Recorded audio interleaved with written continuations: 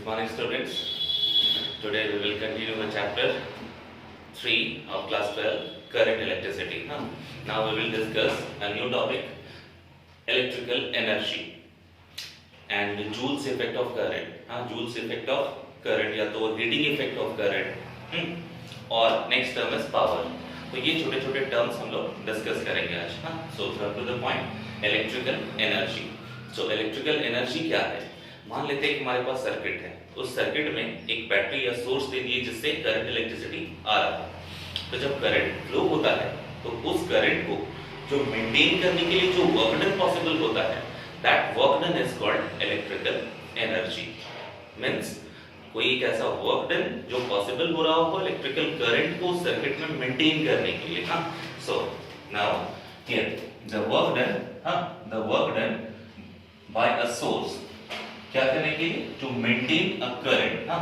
To maintain current इसमें electrical circuit में, उसी को हम कहते हैं इलेक्ट्रिकल एनर्जी. ठीक है, यानी work done by the source to maintain current in electrical circuit, उसी को हम कहते हैं इलेक्ट्रिकल एनर्जी. मान लेते हैं ये हमारे पास एक कंडक्टर है जिसमें करंट I फ्लो हो रहा है और ये दो पॉइंट्स के बीच का करंट I है. तो इन दोनों के बीच में जो पोटेंशियल डिफरेंस होगा दिस इज कॉल्ड V. इसके बीच के पोटेंशियल डिफरेंस को मैंने V बोला है, तभी करंट फ्लो होगा. चलिए, और इसके जो यहाँ से यहाँ तक जो चार्जेस को फ्लो होने में जो टाइम लग रहा है वो मान लेते हैं T टाइम पर फ्लो हो रहा है. तो जो चार्जेस यहाँ से फ्लो हो रहे हैं, उन चार्ज को पहले फाइंड कर लेते हैं. The charge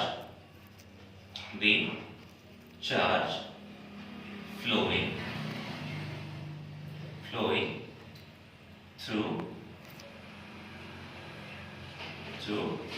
A to B at time t.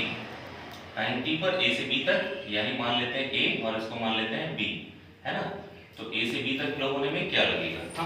तो चलिए हम जानते हैं पहले से कि current I equal to Q by T, charge पर टाइम. तो चार्ज इक्वल टू क्या हो जाएगा? Charge equal to IT. ये हमारा हो गया चार्ज, है ना. तो अब हमारे पास क्या है? वर्क डन फाइंड करना है. वर्क डन का फॉर्मूला हम लोग पहले से जानते हैं, है ना. Potential equal to work done पर यूनिट चार्ज से वर्क डन कितना निकलेगा?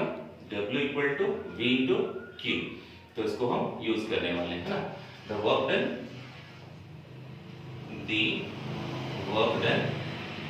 to move charge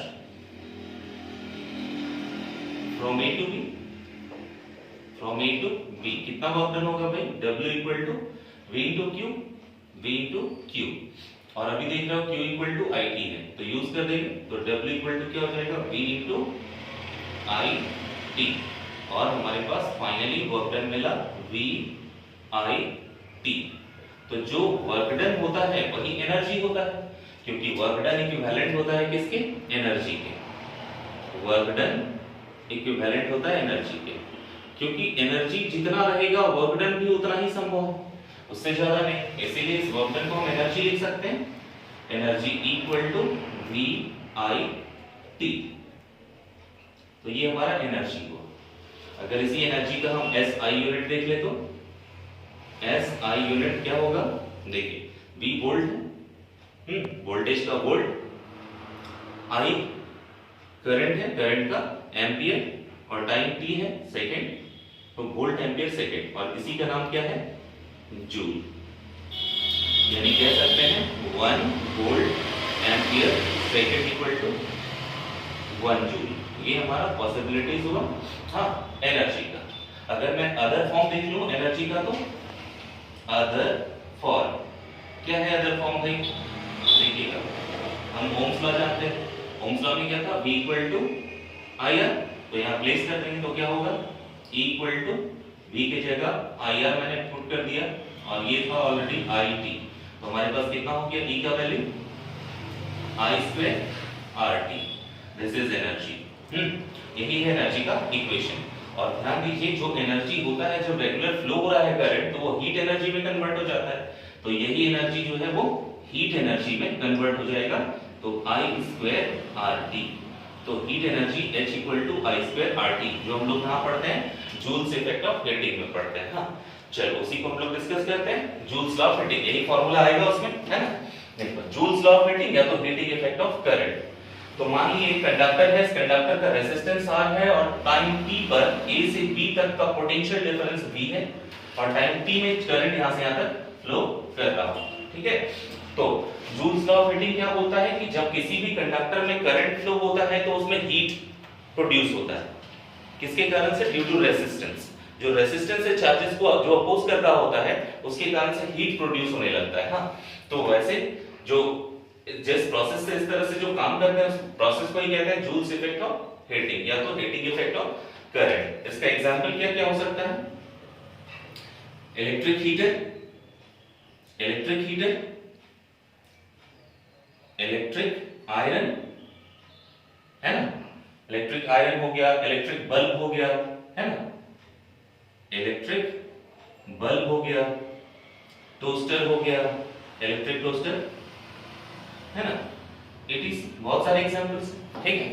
तो अब चलिए मान लेते हैं कि इस हीटिंग इफेक्ट ऑफ करंट में जो हीट एनर्जी है वो कुछ फैक्टर्स पर डिपेंड करता है, वो 3 फैक्टर्स पर डिपेंड करता है। तो जो हीट एनर्जी है वो डायरेक्टली प्रोपोर्शनल होता है स्क्वायर ऑफ द करंट के, जो करंट फ्लो हो रहा है। दूसरा, हीट एनर्जी जो रेजिस्टेंस है इसमें उस रेजिस्टेंस के डायरेक्टली प्रोपोर्शनल होता है ना, यानी हीट बढ़ता चला जाएगा, रेजिस्टेंस बढ़ेगा। और दूसरा, हीट एनर्जी टाइम के थ्रू, जैसे टाइम बढ़ता चला जाएगा हीट और बढ़ता चला जाएगा, है ना।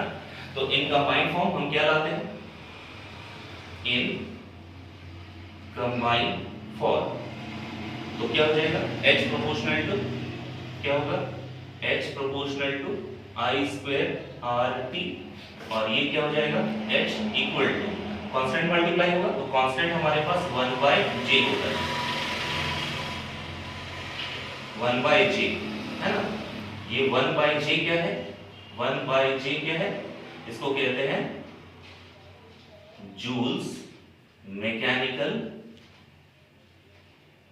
जूल्स मैकेनिकल इक्विवेलेंट, है ना। और इसी जो 1/j है इसकी वैल्यू 1 होती है, हाँ, कहाँ, इन SI यूनिट, SI यूनिट में इसकी वैल्यू 1 होती है, ठीक है। तो जब SI यूनिट में 1 होती है तो वैल्यू कितना हो जाएगा, H equal to, therefore H equal to I square RT हो जाएगा। यही हीट एनर्जी एक्चुअली एनर्जी भी, तो इसी को हम E एनर्जी इक्वल टू भी लिख सकते हैं, I स्क्वायर RT, लेकिन यही हीट एनर्जी का इक्वेशन याद रखिएगा, है ना। तो ये हीटिंग इफेक्ट ऑफ करंट यानी जूल्स इफेक्ट भी कह सकते हैं इसको, जिसमें हमारा energy E equal to I square RT या तो H लिख सकते हैं I स्क्वायर RT। चलिए ये हमारा हो गया जूल्स इफेक्ट ऑफ हीटिंग। हाँ, चलिए इसके बाद एक और टर्म है हमारे पास, ठीक है, पावर। एक और टर्म है हमारे पास पावर। तो पावर क्या होता है, ध्यान दीजिएगा, the rate of doing electrical work done, electrical word याद रखिएगा, rate of doing electrical work done, हाँ, is known as power, is known as power। तो जो इलेक्ट्रिकल वर्क डन को, हाँ, पॉसिबल होने में जो रेट फाइंड कर रहे हैं हम, यानी क्या लिख रहे हैं हम, ध्यान से लिखिएगा। अगर रेट फाइंड करते हैं इलेक्ट्रिकल वर्क डन का क्या हो जाएगा, लिखेंगे इलेक्ट्रिकल वर्क डन, और इसका रेट कैसे फाइंड करते हैं, किसी भी फिजिकल क्वांटिटी का रेट फाइंड करने के लिए उसको टाइम से डिवाइड कर देते हैं, तो this is divided by time, this is called power, है ना। तो आप पावर का डेफिनेशन देख लीजिए, ठीक है। जब इलेक्ट्रिकल वर्क डन है तो वर्क डन ही एनर्जी ही होता है, तो बोल सकते हैं इलेक्ट्रिकल एनर्जी पर यूनिट टाइम। ये भी हमारा हो गया पावर का ही डेफिनेशन, है ना, याद रखिएगा।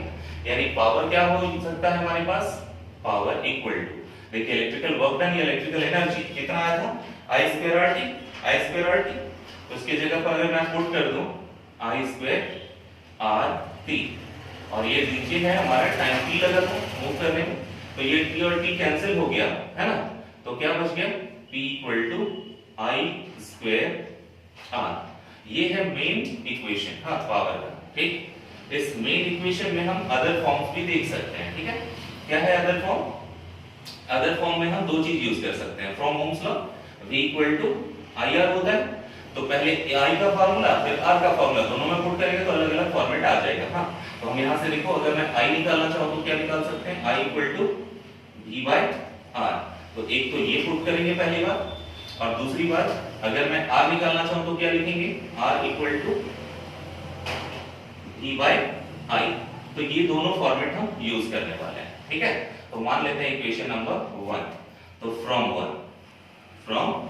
1 पहले इसको पुट करेंगे बाद में इसको, है ना। तो 1 पावर p इक्वल टू क्या हो जाएगा? I equal to v by r, तो v square by r square हो जाएगा v स्क्वायर बाय r से r कैंसिल, तो बचेगा क्या? Power equal to v square by r। ये हमारा एक फॉर्मेट हुआ। हाँ, इसको इक्वेशन नंबर 2 बना रहे हैं, ठीक है।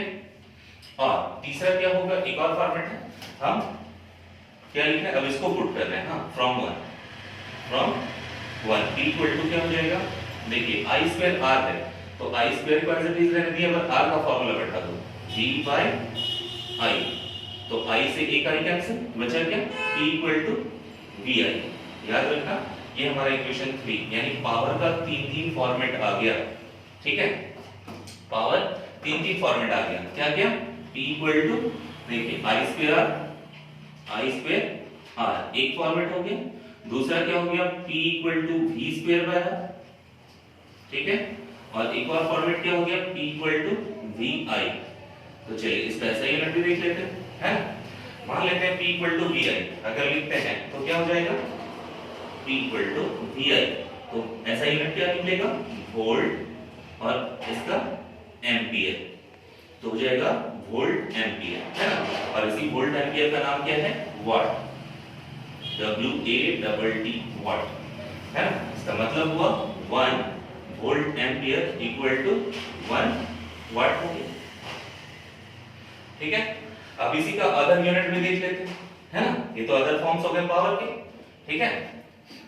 अदर फॉर्म्स हो गए पावर के, तो अदर फॉर्म्स ऑफ पावर, ये हो गया आपका अदर फॉर्म्स। अब इसका अगर मैं देखो, पावर तो हमारे पास आ गया 1 वोल्ट। हाँ, अगर मैं लिखना चाहूँ 1 किलोवाट, तो किलो का मतलब कितना होता है? 10 टू द पावर 3, तो ये वाट हो जाएगा। अगर 1 10 टू द पावर 6 लिखना चाहूँ तो क्या लिखूंगा मैं? मेगावाट, है ना। अगर मैं 10 टू द पावर 9 वाट लिखना चाहूँ तो क्या लिखूंगा? 1 गीगावाट, है ना।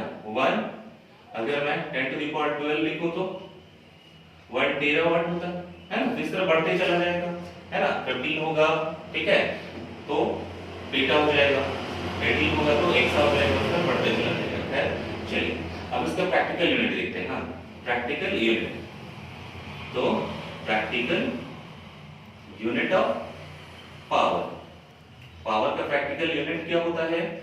उसको कहते हैं हॉर्स पावर, डिनोट करते हैं HP।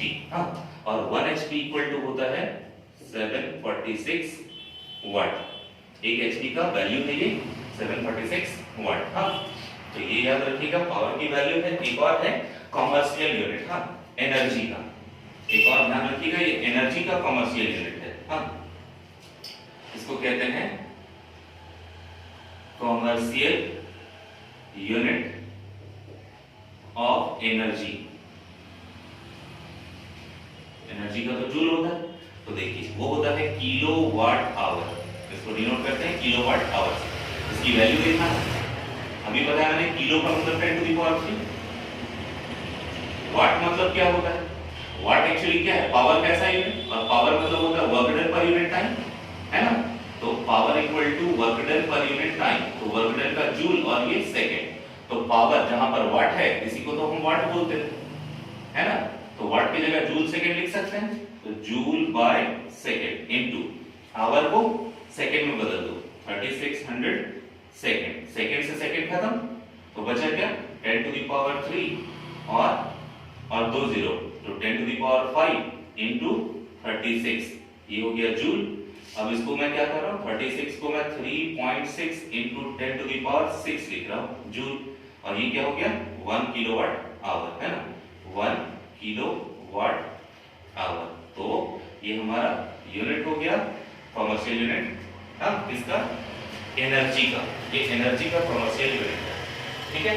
तो ये हमारा इलेक्ट्रिकल एनर्जी, और इलेक्ट्रिकल एनर्जी से Joule's effect of current and then